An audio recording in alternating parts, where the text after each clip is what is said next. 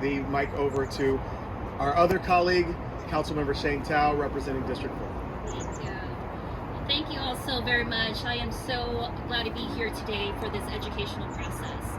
It is incredibly important that we take wildfire seriously. As I've been elected and part of the, on the trail, what have you, I've always talked about wildfire prevention and how it is a citywide, if not inter-citywide issue. And it truly is. And that is why when I got into office, I championed a resolution demanding that there needs to be a citywide plan, an interdepartmental plan around how we attack or how we come and combat wildfires. And so because of that, now all the different departments are now speaking with each other. And I am so glad to be one of the champions, to be working with the Fire Safe Council, who you will hear from in a moment, to really get a regional and push forward for a regional wildfire prevention task force. Because we know that wildfires have no bounds, have no limits. They will cross city limits. They will cross into districts. And it is scarier more than ever because we know how fast they travel. And so when you think about picking up those fireworks, and when you think about lighting up a firework, or if you see someone lighting up a firework, understand that that means that your family, your relatives are at risk. Their lives are at risk because, again, wildfires have no bounds. In the Oakland Hills, there's a lot of fuel. And yes, this is an area of high wildfire risk, but I will tell you that wildfire embers, they travel. They will land on rooftops, and they will travel down to the flats. They will travel to different cities. And so when we talk about the trauma behind fireworks and lighting fireworks, I want to be very clear that not only our seniors, our elders, our children who are not unable to sleep or whose sleeps are being disrupted, it's our animals as well. It's our pets, it's our dogs. And more importantly, it can cause death. And so I want to make sure that there's education out there. If you see your neighbors or if you see something lighting up fireworks, please do call the hotline. I know Joe DeVries is going to come back up here to mention that line again. But I also want to talk about red flag days. Red flag days are incredibly important. I want everybody to understand that, please, on red flag days, there is a reason why we ask that people not attend the East Bay Regional Parks and here in the city of Oakland, Joaquin Miller Park. It is because if there is a fire, we will not be able to evacuate soon enough. So on red flag days, our parks will be closed. And please do respect that. Our parking lots are closed, and it doesn't mean you can park on the side of the road and enter the parks. The parks is completely closed. So I want to appreciate all the work that everybody has done. I have done great work with the Fire Safe Council in regards to making sure that wildfire prevention is a priority, but also in regards to emergency response. And so I am so glad that we were able to put funding into the budget that just passed last night to make sure that we continue with our strong efforts in regards to wildfire prevention on our public properties. It is my understanding, and I know that we haven't had enough funding to actually maintain the vegetation on our public properties at 100%, but we are moving towards that route. And it is only in partnership with you, our neighbors. It is only in partnership with you, our community, that if you do your part and we do our part, that we can get through this wildfire season. And so I implore you, please do take vegetation management seriously. If you have any questions, contact my office. We are at 510-238-7004 or at District 4, that's the number 4, at oaklandca.gov. Thank you for being with us today. And of course, I will have the honor to introduce Chief Louis of the Oakland Fire Department. Thank you. Good morning. Before I start, to the council members, to the community, to our collaborators here, to the city administrator's office, I just want to say thank you for your unwavering support for fire prevention and mitigation support for the department. So I am Deputy Chief Nick Luby. I am the operations chief for the City of Oakland Fire Department, and I'm here to talk about, like everyone else is talking about, the threat to our community through wildfire. Each year seems to get worse in terms of the danger with global warming, with tree die-off. The moisture within the fuels is going down every year, which makes them much more explosive. Mother Nature continues to challenge us in our efforts to keep the Oakland and the region safe due to wildfire. As everyone knows, we are seeing unprecedented drought conditions throughout Northern California and the entire state, and we are not exempt from that. We are seeing it within the city of Oakland. You can look around us today and you can see dead trees in the hillsides. We are seeing unprecedented tree die-off, most likely tied to the drought and the stress of the trees. Each of those trees, the way we look at them from the fire service perspective, are basically gas cans, or tree bombs is what we call them. If those ignite, they will put embers, as the council member said, up into the air. Depending on the wind, fire will spread a half mile away, and then we'll be chasing the fire. This is a new challenge. Mother Nature keeps throwing us curveballs. We have had red flag warnings already within the Bay Area this year. Those are red flag warnings that we used to see in September and October.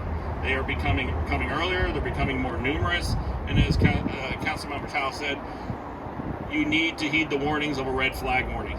National Weather Service gives them to us for a reason. That is the time to plan, prepare. If you need added time to get out, make sure that you have prepared for those evacuation needs. And if the wind's blowing, that is our worst enemy in the fire service. We will be challenged by a wind-driven fire, and we ask our community to heed the warnings that are given by the National Weather Service. One of the scary parts is, when does this all stop? The tree die-offs are getting worse, the droughts continue. We are working closely with our collaborators, with the scientists, and with CAL FIRE to make plans for what happens if the landscape has 50% more dead trees tomorrow, or next year, correction. And this continues. We don't know where the end is, and we need to make plans now and work closely to make sure that we have the funding to address this. We are working closely with CAL FIRE, that was already mentioned. We're working closely with CAL FIRE to seek grant funding to make sure that we are addressing the tree die-off situation, and also to ensure that evacuation routes are maintained. The 4th of July. The 4th of July, the weeks leading up to the 4th of July, the day of the 4th of July are some of our most concerning times in the fire service in relation to wildfire and wildfire starts. I want to make it very clear, no fireworks are legal within the city of Oakland. I repeat, no fireworks are legal within the city of Oakland. They should not be used. They are dangerous to those that are lighting them. They are dangerous to those that are standing near them when they're being lit, and they are a source for ignition. We ask that the community members report any illegal firework use to the tip line, which we will give you shortly, and report any other suspicious activity. The ignition sources is one of the most concerning things to us. For the 4th of July, we've been working really hard to make sure that we're prepared for the 4th of July with fire prevention efforts. To date, we've completed 9,000 vegetation management inspections throughout the Oakland Hills on both public and private properties. The men and women of the Oakland Fire Department Operations Bureau are out there today doing inspections, and we'll be out there every day doing our inspections until they are all completed. To date, we have cleared 270 acres of land through the use of goats and private contractors to make sure that fuels are contained in case an ignition sources finds it. And additionally, we've so far completed 44 miles of roadside clearing throughout the Oakland Hills to make sure that there's no potential for a new start. On the 4th of July, we'll have the following in place to make sure that our community is as safe as we can possibly make it. We will be doing a partial EOC activation. We will be increasing our operational staffing and upstaffing our wildland apparatus for a 24-hour period on the 4th of July to make sure that we have the adequate resources to get on any fire that does start. We'll be increasing our command staff to assist with any command and control requirements for any new fires or incidents throughout the city. We'll be adding additional roving patrols with the use of volunteer ham radio operators and also other on-duty personnel. And as was mentioned already, we have been working on a coordinated multi-agency closure of 5.5 miles of Grizzly Peak Boulevard that crosses the ridgeline through Oakland between Centennial and Skyline. That has been a huge, we did that last year, actually last 2 years. That has made a significant impact in reducing the risk within that community. So in closing, April showers never came, and neither did the May flowers. We are seeing, all we have is a lot of dry vegetation, explosive dry vegetation. Vegetation that has not been at this level, it's hitting record levels, and that has been proven through science.